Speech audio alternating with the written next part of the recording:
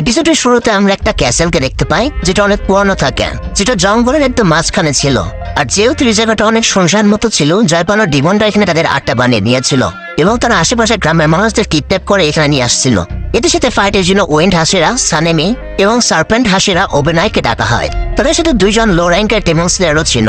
তারপরে তারা একটা ডিমনকে দেখতে পায় যে একটা মেয়েকে কিডন্যাপ করে নিয়ে যাচ্ছিল। তার পিছু করতে করতে তারা ওই ক্যাসেলের মধ্যে চলে আসে। আমরা দেখতে পাই ক্যাসেলের মধ্যে অনেকগুলো ডিমনই লুকিয়ে ছিল এবং তারা এদের উপর অ্যাটাকও করে দেয়। বাট দুজন আসে তাদেরকে খুব ভালোভাবে মানা শুরু করে দেয়। আমরা দেখতে পাই যে হাসিরাদের সামনে এই ডিমনগুলো কিছুই ছিল না। তারপরে হাসিরাজ বাকি যে দুজন ডিমন স্ল্যাশ ছিল তাদেরকে বাইরে যেতে বলে, কারণ তারা থাকার ফলে এরা ঠিকভাবে ফাইট করতে পারবে না। এবং এই জায়গাটা একটু আজীব মতো ছিল, কারণ এরা দুজন এতগুলো ডিমন একসাথে কখনোই দেখেনি। তারপরে সেই মেয়েটা চিল্লানোর আওয়াজ শুনে সানেমি উপরের দিকে যায় এবং সে দেখতে পায় সেখানে অনেকগুলো ডিমন ছিল। তারপর সানেমি উইন্ড ব্রিদিং এর সেকেন্ড ফর্ম ইউজ করে সবাইকে সেখানে মেরে দেয়। ওইদিকে ওবেনাই সার্পেন্ট ব্রিথিং এর ফিফথ ফর্ম ইউজ করে সেরকম সব ডিমনগুলোকে একদম কেটে ফেলে। এবং এই ফাইট সিনটা আসলে একদম মাথা নষ্ট ছিল। সেই ডিমনগুলো বুঝে যায় যে এরা কোনো নর্মাল ডিমন স্লেয়ার না, সম্ভবত এরা হাসিরা, এবং তারা যত দ্রুত সম্ভব সেখান থেকে পালানো শুরু করে দেয়। এবং সানেমি তার পিছু করে, বাট ডিমন্সগুলো পোকামাকড়ের মধ্যে তার সামনে চলে আসে।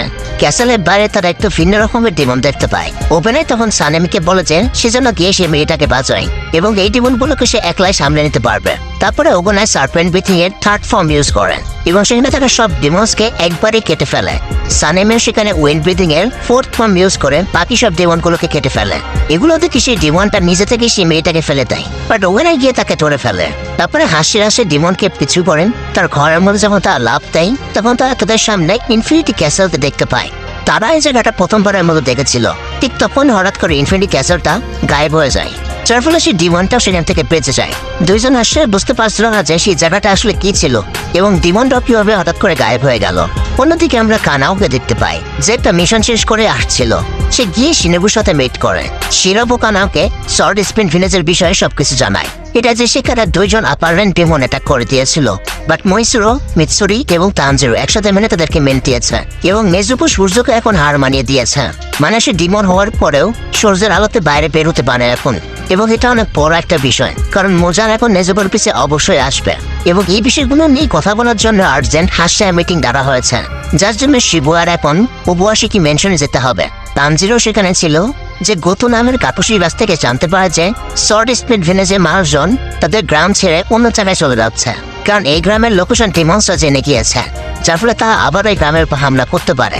এই রকমের সিচুয়েশনের জন্য আগে থেকে অনেক জায়গায় অনেকগুলো গ্রাম বানিয়ে রাখা হয়েছিল, যাতে করে সর্ট স্পিড ভিলেজের মানুষজন খুব দ্রুত সেখানে ট্রান্সফার হতে পারে।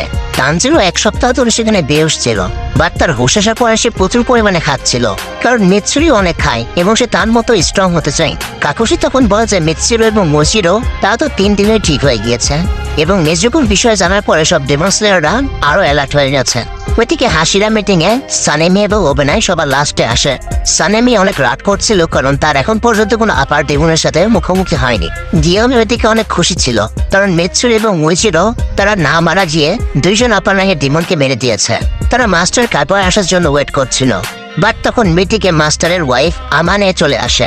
সে তাদেরকে বলে যে তাদের মাস্টারের অবস্থা এখন এত খারাপ হয়ে গেছে যে সে সম্ভবত তাদের সামনে আর আসতেই পারবে না। এটা শুনে সব হাসিয়াদেরই খারাপ লাগে এবং গিয়োমি মাস্টারের ভালো হেলথের জন্য প্রার্থনাও করে।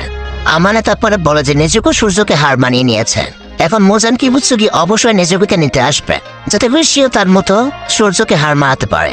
যার মানে খুব দ্রুত তারা মোজানের সামনাসামনি হতে যাচ্ছে।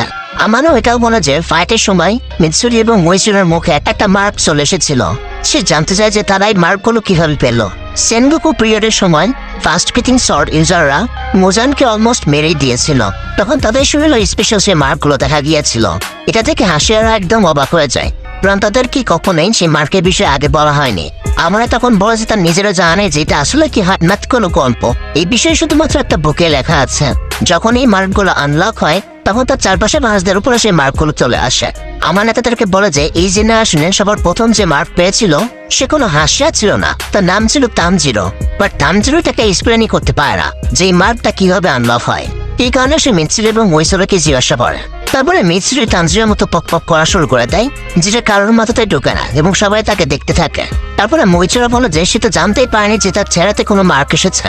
ফাইটের সময় তাকে বিষ দেওয়া হয়েছিল, যার কারণে সে নড়াচড়া করতে পারছিল না। একটা বাচ্চা তাকে বাঁচানোর চেষ্টা করতে গিয়ে নিজেই মারা যাচ্ছিল।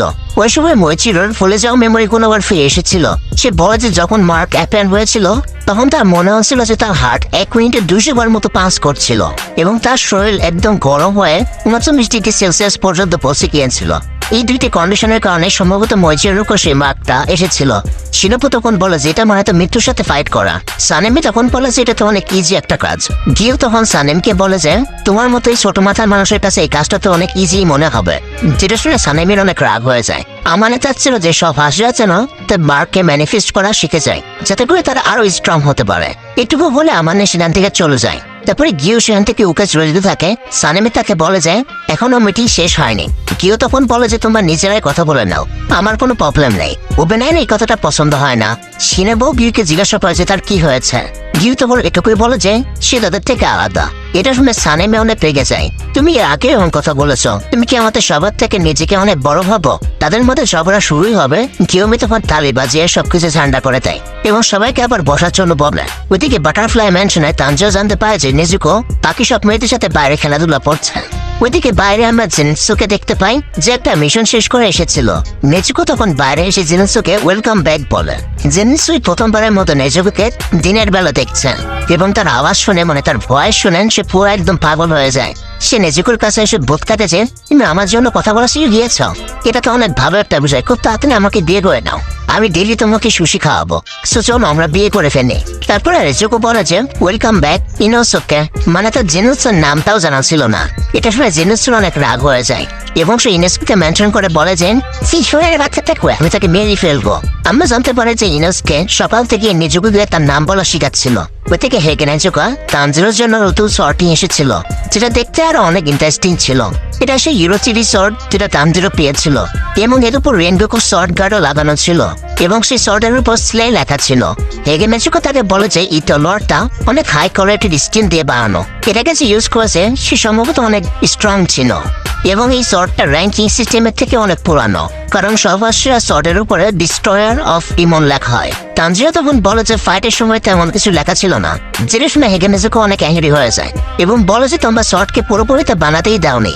এটাকে ধার করার সময় আমি এত মার খেয়েছি যে আমার শরীরে সব জয়েন্টে এখনো ব্যথা করছে এবং এটার জন্য তোমার আমাকে সারা জীবন ট্রিট দিতে হবে।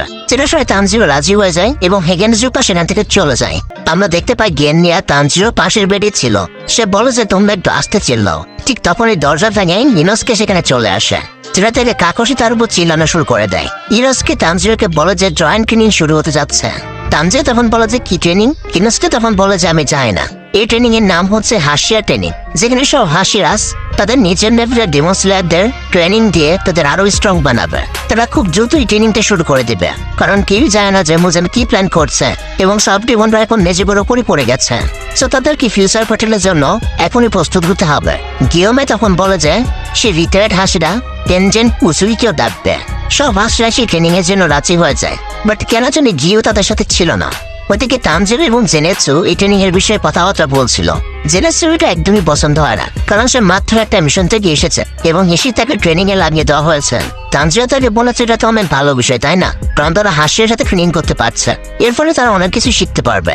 এটা শুনে জেনেৎসু আরো অ্যাংরি হয়ে যায় এবং তানজিরোকে কামড়ানো শুরু করে দেয়।